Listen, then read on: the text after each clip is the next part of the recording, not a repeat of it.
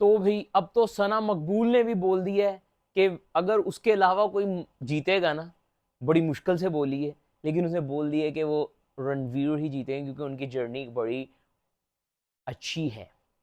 हाँ तो भाई आज था बिग बॉस का मीडिया स्पेशल। ये कौन सा मीडिया है ये यार? ये मुझे एक चीज बताओ, पेपराची को मीडिया क्यों बोलने लगी हैं आजकल? ये वो है जो 50 रुपए लेके ना ओरीज की फोटो खींच रहे होते हैं, ओ बाबा ओरी बाबा ओरी बाबा ओरी बाबा ओरी। ओरी पोरी की फोटो खींचा करो, ये कहाँ आ जाते हो तुम लोग? ये वो हाथ धो के पीछे पड़ गए हुए थे पोलीगैमी के पीछे।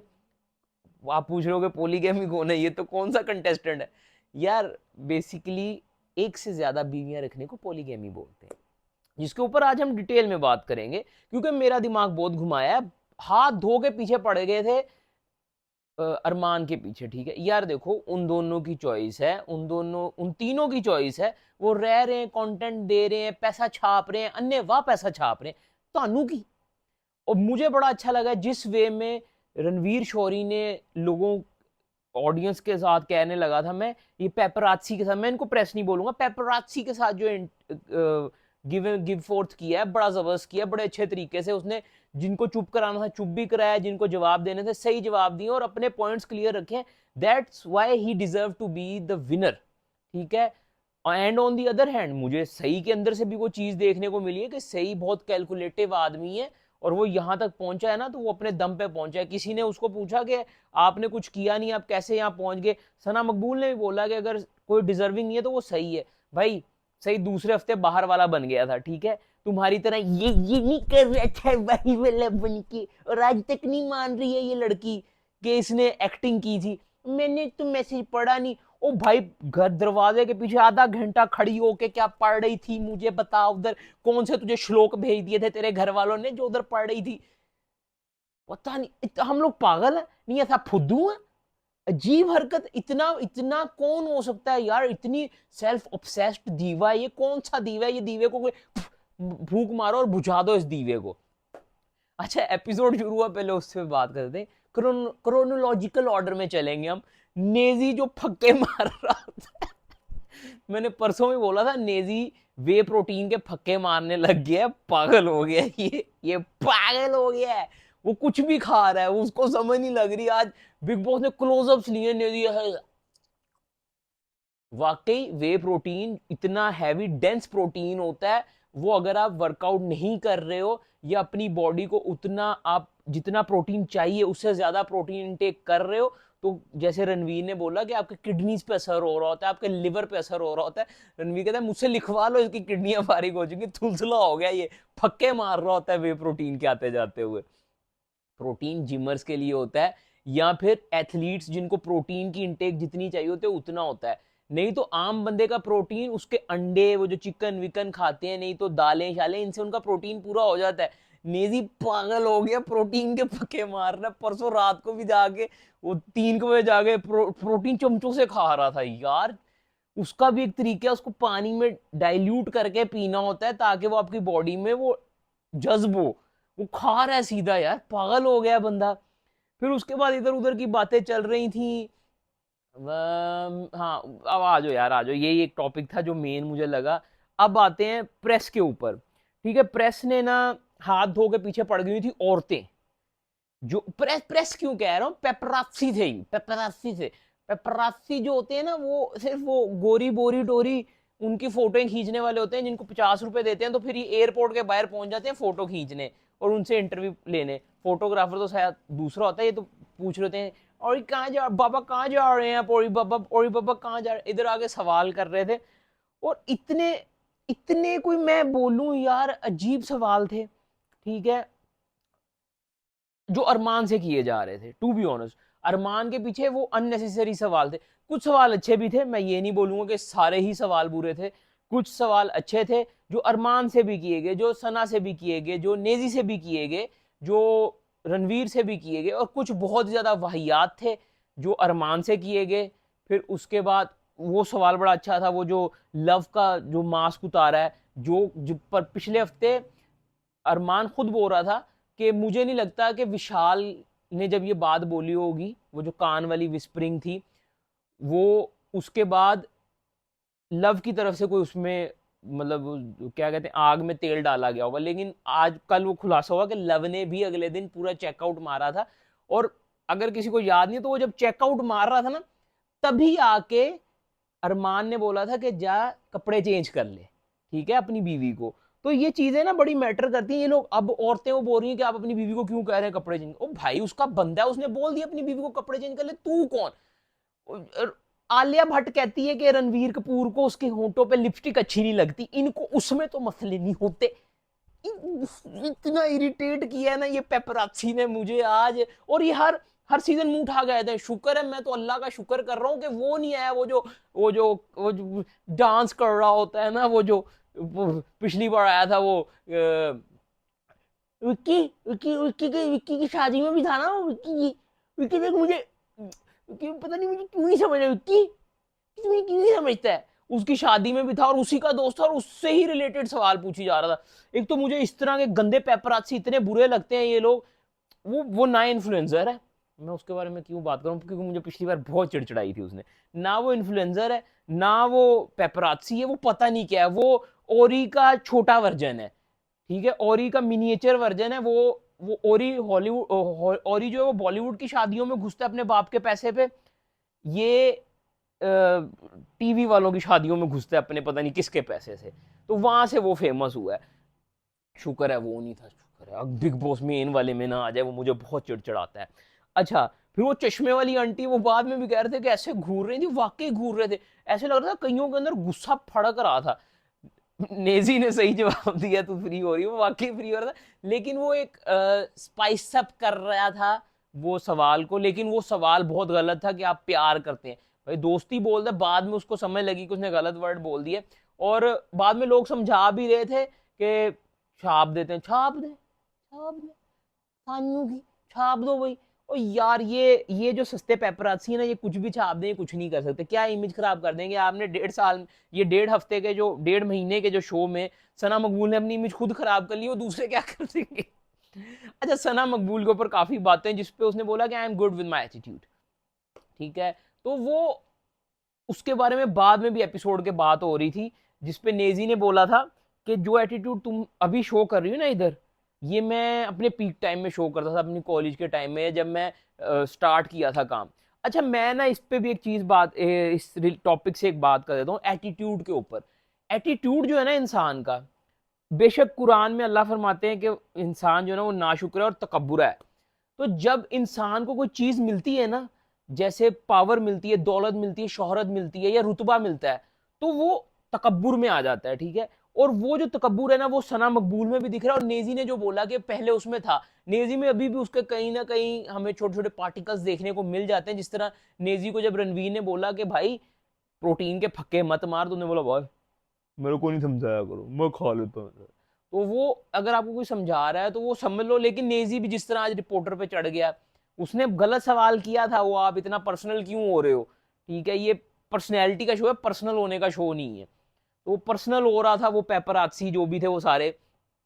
तो जो जब इंसान को कोई चीज मिल रही होती है ना, या वो अपने करियर के पीक पे होता है, या वो कुछ अचीव कर रहा होता है, तो एक हल्का सा तकब्बुर वो इंसान के अंदर विदाउट एनी इंफॉर्मेशन आ रहा होता है। ऐसा नहीं है कि वो चाह रहा होता है या अपने अंदर बिल्डअप कर रहा होता है, वो अपने अपनी जर्नी में या अपने पैशन में या अपने गोल्स में इतना बिजी हो रहा होता है कि वो उसके अंदर बिल्डअप हो रहा होता है, पाइलअप हो रही होती हैं चीजें, और वो फिर लोगों के ऊपर अपने टेंट्रम्स दिखा रहा होता है, जिसकी वजह से उसको फील नहीं हो रहा होता उस टाइम पे कि उसके साथ क्या हो रहा है या वो क्या कर रहा है दूसरे लोगों के साथ। लेकिन जब टाइम आता है, जब उसके आस पड़ोस वाले उसको बता रहे होते हैं, उसको तब भी फील नहीं होता। लेकिन एक टाइम के बाद जब 3-4 साल गुजर जाते हैं ना, वो अकेला कमरे में बैठ के सोच रहा होता है, फिर वो कहता है यार मैं वाकई उस टाइम में बढ़िया टेंट्रम शो करता था। तो सना मकबूल अभी उस लाइफ के अपने उस टाइम में है कि उसको भी फर्क नहीं पड़ रहा है, ठीक है। वो कह रहे रणबीर जी भाड़ में जाए, ये भी भाड़ में जाए। तो वो अभी उस टाइम में, बाद में नेजी उसको समझा भी रहा था कि मैं इस तरह का था अपने पीक टाइम में कि मैं मेन कास्ट हूँ, मैं मेन सिंगर हूँ। तो ये होता है। अब जरूरी नहीं है कि सिर्फ ये एंटरटेनमेंट लाइन में हो, ये हर फील्ड में हो रहा होता है। तो इस चीज पे काम करना सबसे जरूरी ये है कि पहले ना अपने आप को रिलैक्स रखो, माइंड को, जो कि सना नहीं है। वो जैसे वो बोलती है ना कि वो डिप्रेस्ड हो जाएगी, हार जाएगी, और वो इस चीज में वो बड़ा वो बहुत सारे कार्ड्स खेलती है। जैसे उसने कार्ड खेला हुआ था कि लड़की को जीतना चाहिए, उसका आज रंग फाश कर दिया उन्होंने। तो वो जब आप हड़बड़ाहट में चीजें कर रहे होते हैं ना, वो आपके सामने आ रही होती हैं। अब रणवीर इतना काम एंड कूल एंड रिलैक्स्ड है कि उसके सामने कोई चीजें नहीं आ रही। ऊपर से वो एक रिपोर्टर कह रही थी वो अपना करियर रिवाइव करने, वो अपनी तरफ से लगी हुई थी। उसको कितने अच्छे तरीके से जवाब दिया रणवीर ने। ये सारी चीजें दिखाती हैं कि रणवीर कितना माइंड का रिलैक्स और कूल बंदा है। और मैं इस चीज में ताली देना चाहूंगा सही को भी। सही ने भी जिस तरीके से हैंडल किया है मीडिया को, और उसके बाद जिस तरीके से उसने नेजी के टाइम भी अपनी तरफ प्रिवर्ट किया ऑडियंस को, सॉरी पेपरात्सी को, फिर उसको जवाब दिया, तो वो बड़ा अच्छा तरीके से लगा कि एक्सपीरियंस बंदे दो ही ये फील हो रहे थे। थोड़ा सा जो था अरमान वो घबरा रहा था, ठीक है, क्योंकि उसके ऊपर बहुत सारी पॉलीगैमी के ऊपर उंगलियां उठाई जा रही थी। और मुझे रणवीर का याद आया कि कहता जब इंटरव्यू चल रहा था ना, मैं ऐसे देख रहा था कि इतनी औरतें भड़क रही हैं अरमान के ऊपर। तो वो सारी अपनी नफरतें निकालने आई हुई थी। अब यार जैसे पॉलीगैमी के ऊपर मैंने बोला था कि बात कर लेंगे, उस पर थोड़ी सी बात कर लेते हैं। जैसे इन्होंने बोला कि तू अपनी बीवी को कपड़े पहनने, यार देखो, औरत अपने शोहर को जब कह देती है कि आप चेंज कर लें, ठीक है, आप नहा लें। कई बार इसकी बीवियों ने बोला जाए आप नहा लें, आप चेंज कर लें, बाल बना लें, ठीक है, आप इधर क्यों खड़े हैं, वो ठीक है, ठीक है। लेकिन मर्द ने ये कह दिया तो मसला है। ये डुअल स्टैंडर्ड क्यों चल रहे हैं हमारे माशरे में, मुझे समझ नहीं लग रहा। ठीक है, एक तो इनको, एक पहले तो ये कहते हैं कि जी हमें इक्वालिटी चाहिए। इक्वालिटी जिनको चाहिए ना, वो औरत का एक तो मेयार नीचे गिरा रहे होते हैं।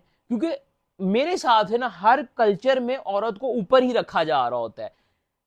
इक्वालिटी चाहिए तो जाओ जाके मजदूरियां करो, समझ रहे हो। औरत को अब मजदूरी करने आप बाहर निकलते हो ना, तो बहुत सारे लोग आपको दिहाड़ी मजदूर देखने को मिल रहे होते हैं। औरतें नहीं होती उसमें, ज्यादातर होती हैं लेकिन भारी काम नहीं कर रही होती। दो दो मन के वो ईंटें नहीं उठा के 12वीं 12वीं मंजिल पे जा रही होती। तो जो जा रही होती हैं, मैं उनके लिए सॉरी हूँ यार, उनके लिए आसानियां करे ऊपर वाला। तो औरत को ना अच्छा मेयार दिया हुआ है। अभी इक्वालिटी कराने वाले उसको पहले तो मर्द के लेवल पे ला रहे हैं, ठीक है, चलो अब लेवल पे भी ला रहे हो तो फिर आप इक्वालिटी उसमें भी नहीं चाह रहे हो। मर्द बोल सकता है औरत को नहीं कि कपड़े चेंज करो, लेकिन औरत बोल सकती है मर्द को कपड़े चेंज करो। व्हाट इज दिस बिहेवियर यार। ठीक है, चलो ये क्लियर हो गया। अब पॉलीगैमी के ऊपर आते हैं। पॉलीगैमी में ना, एक तो ये उनका इंडिविजुअल चॉइस है। आई नो कल्चर कल्चर की बात है। हिंदू जो रिलीजन है उसमें हालांकि हिंदू के भगवानों ने भी एक्स्ट्रा शादियां की हुई हैं। अब इसमें चीटिंग की जो बात उठाई गई थी, चीटिंग पता है क्या होती है? चीटिंग वो होती है कि एक को नहीं पता है और बंदा बाहर दूसरा चक्कर चला रहा है, ये होती है चीटिंग। एक हफ्ते में उसको प्यार हो, उसने अनाउंस किया कि भाई मैं इसे शादी करूं, इसको चीटिंग नहीं कहते अकॉर्डिंग टू मी। ठीक है, चीटिंग होती है कि अगर वो बाहर उसको शादी करके कहीं और रख रहा होता उसको चीटिंग बोला जाता है, या अफेयर चला रहा होता उसको चीटिंग बोला जाता है। जैसे रणवीर ने बोला कि अर्बन जो लीड क्लास लोग हैं ना, उन्होंने बहुत बहुत कुछ किया होता है। बड़े बड़े एक्टरों ने दो दो तीन तीन की हुई है, हमें क्या पता नहीं है, हम सबको पेपराची, ये पेपराची बैठे थे ना, इनको सबका पता है कौन किसके साथ क्या चक्कर चल रहा है। ठीक है, किसने किसके लिए किसको छोड़ा है हमें भी पता है, इन्हें भी पता है। और किसने पहले कितनी कर करके रखी हुई है हम सबको पता है। सोशल मीडिया के टाइम में तो अब आए ना, पहले ये पेपराची लोगों को सब पता है। तो उनके सामने तो जाके पूछ नहीं सकते। आज तक धर्मिंदर जी से जाके किसी ने पूछा बाबा इतनी, पूछा कभी जाके किसी ने? मैं तो नाम ले रहा हूं ना, वो तो नाम भी नहीं ले रहे थे। I respect Dharminder ji, and मुझे मसला नहीं है वो जितनी मर्जी करे, उन्होंने अपनी जिंदगी इंजॉय की है। लेकिन मसला ये है कि इसके पीछे क्यों हाथ धो के पड़ गए हो? मुझे, मैं जिस तरह रणवीर ने बोला ना कि मुझे नहीं पता कि ये घर के बाहर इनके क्या चल रहे थे, मुझे भी नहीं पता कि घर से बाहर इनके क्या चल रहे थे। लिटरली मैंने आज तक अरमान मलिक का एक रोस्ट तक नहीं देखा था। एक तो होता है ना उसका अपना व्लॉग देखो, क्योंकि मैं व्लॉग किसी के देखता नहीं हूँ। मैं कंटेंट कंज्यूम नहीं करता हूँ सोशल मीडिया का।